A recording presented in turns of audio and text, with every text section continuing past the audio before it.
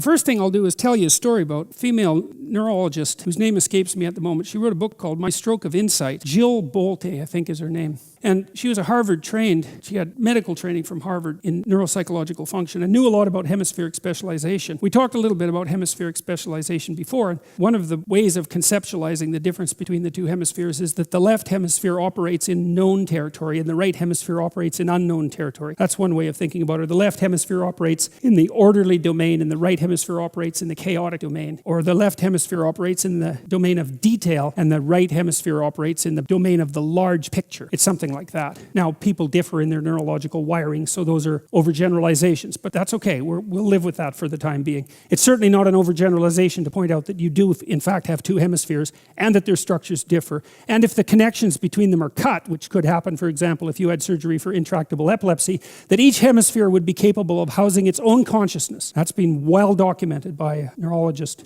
named Gazzaniga, and Sperry, who did split brain experiments, must be 30 years ago now.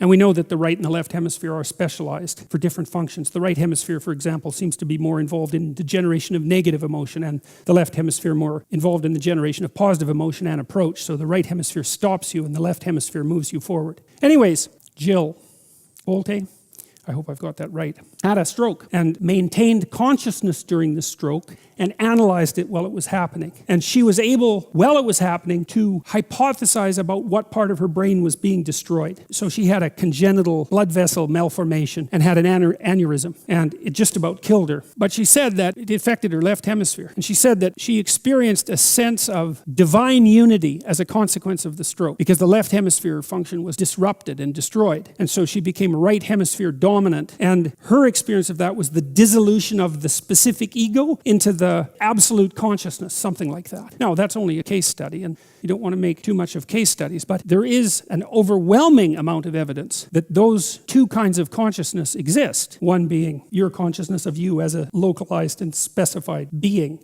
and the other being this capacity to experience oceanic dissolution and the sense of the cosmos being one. Now, why we have those capacities for different conscious experiences is very difficult to understand. I mean, part of me thinks that maybe we have a generic human brain that's the brain of the species, and allied with that we have a specific individual brain, and one is the left hemisphere and the other is the right hemisphere, the left hemisphere being the specific individual brain. And usually it's on and working because you obviously have to take care of yourself as a specific entity and not as a generalized cosmic phenomena. It's hard to dice celery when you're a generalized cosmic phenomena. Right? So you have to be more pointed than that. But look, let's make no mistake about it. The fact that those different states of consciousness exist is not disputable. They can be elicited in all sorts of ways.